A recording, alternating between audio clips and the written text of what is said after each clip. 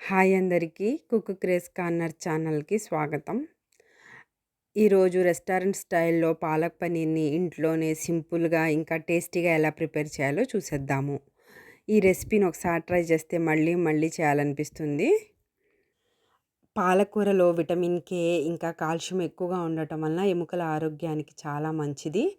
ఇంకా ఇందులో ఐరన్ ఉండటం వలన ఎర్ర రక్త కణాలు ఎక్కువగా వృద్ధి చేయడానికి హెల్ప్ అవుతుంది. ఇంకా కంటి ఆరోగ్యానికి కూడా చాలా మంచిది.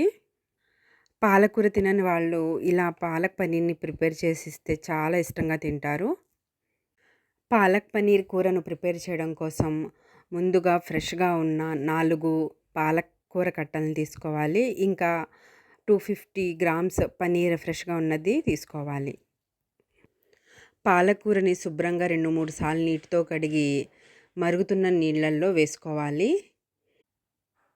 2, 3 నిమిషాల తర్వాత ఈ పాలకూరని మరుగుతున్న నీళ్ళల్లో నుంచి తీసేసి చల్లారనివ్వాలి. పాలకూర చాలా లేతగా ఉండటం వలన నేను కాళ్ళను కూడా వేసేసుకున్నాను. కొంచెం ముదురుగా ఉంటే కాళ్ళను తీసేసి ఓన్లీ ఆకుల్ని మాత్రమే వేసుకుని పాలక్ పనీర్ కూరని ప్రిపేర్ చేసుకోవాలి. పాలక్ పనీర్ ప్రిపేర్ చేయడం కోసం ఒక గ్రేవీని ప్రిపేర్ అయితే చేసుకోవాలి. ఇది చాలా మెయిన్ ఇంగ్రీడియంట్స్‌తో ప్రిపేర్ చేసుకుంటాం కాబట్టి ఇది ఖచ్చితంగా వేసుకుని మాత్రమే పాలక్ పనీర్‌ను వండుకోవాలి. దీనికోసం ముందుగా ఒక కడాయి తీసుకుని అందులో కొద్దిగా నూనె వేసుకుని వేడెక్కిన తర్వాత 2 మీడియం సైజ్ ఆనియన్స్‌ని ఇలా పెద్ద పెద్ద ముక్కలుగా కట్ చేసుకుని వేసుకోవాలి. 2 టమాటో ముక్కల్ని ఇంకా 10 బాదం పప్పుల్ని వేసుకోవాలి. మీ దగ్గర బాదం పప్పు లేకపోతే జీడిపప్పు అయినా వేసుకుని వీటిని కలర్ మారేంత వరకు ఫ్రై చేసుకోవాలి. ఉల్లిపాయ, టమాటా బాగా మగ్గిన తర్వాత ఈ మిశ్రమాన్ని చల్లారనివ్వాలి. ఇప్పుడు ఒక మిక్సీ జార్ తీసుకుని అందులో చల్లారిన పాలకూరని ఇంకా చల్లారిన ఈ ఉల్లిపాయ, టమాటా మిశ్రమాన్ని వేసుకుని మంచి ఫైన్ పేస్ట్‌గా మిక్సీ పట్టుకోవాలి. మిక్సీ పట్టుకునేటప్పుడు అవసరమైతే కొద్దిగా చల్లని నీళ్ళని వేసుకుని మిక్సీ పట్టుకోండి. చాలా మంచి ఫైన్ పేస్ట్ అయితే రెడీ అవుతుంది. చూసారు కదా, గ్రేవీ కోసం ముందుగా ఇలా ప్రిపేర్ చేసుకోవాలి. ఇప్పుడు అదే కడాయిని స్టవ్ మీద ఉంచి కొద్దిగా ఆయిల్ పోసి వేడెక్కిన తర్వాత అందులో 2 దాల్చిన చెక్క ముక్కలు, 2 యాలకులు, 2 లవంగాలు వేసుకుని 1 నిమిషం పాటు ఫ్రై చేసుకోవాలి. కడాయిలో మిక్సీ పట్టుకున్న పాలకూర పేస్ట్‌ని వేసేసుకుని 1 నిమిషం పాటు కలుపుకోవాలి. పాలకూరలో ఫైబర్ కూడా అధికంగా ఉండటం వల్ల మలబద్ధకాన్ని బాగా తగ్గిస్తుంది. ఒకసారి బాగా కలుపుకున్న తర్వాత ఇందులో రుచికి సరిపడినంత ఉప్పు, కారం, పసుపు,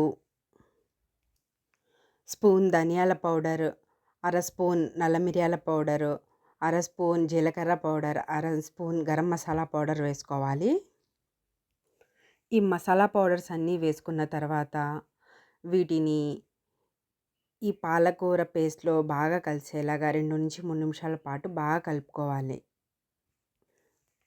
ఇప్పుడు మూత మూసేసి ఒక 5 నిమిషాల పాటు స్లో ఫ్లేమ్‌లో కుక్ చేసుకోవాలి. ఇలా చేసుకుంటే కూరలోంచి ఆయిల్ అనేది సెపరేట్ అవుతుంది.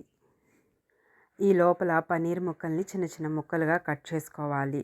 మీకు నచ్చిన సైజులో పన్నీర్ ముక్కల్ని కట్ చేసుకోవచ్చు. కావాలనుకుంటే పెద్ద సైజు లేదా చిన్న సైజు కట్ చేసుకోవచ్చు. చిన్న సైజు కట్ చేస్తే పన్నీర్‌కి పాలక్ ఫ్లేవర్ వచ్చి మంచి టేస్ట్‌గా అయితే ఉంటుంది.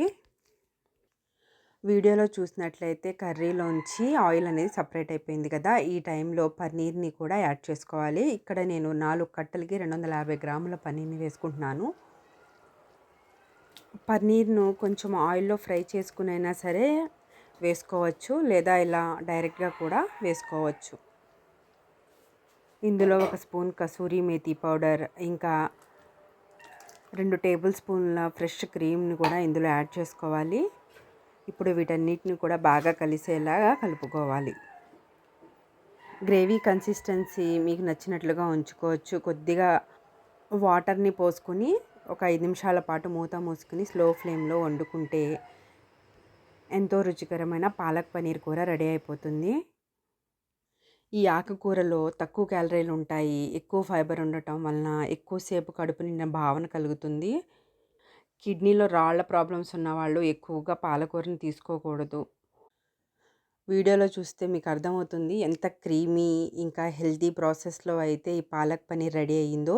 దీన్ని రోటీలోకి గానీ, నాన్, చపాతీ లేదా జీరా రైస్‌తో సర్వ్ చేసుకొని తింటే రుచి అద్భుతంగా ఉంటుంది. ఈ రెసిపీ గాని మీకు నచ్చితే తప్పకుండా ఒక లైక్ చేసి మీ ఫ్రెండ్స్‌తో షేర్ చేయండి. Please subscribe my channel and thanks for watching.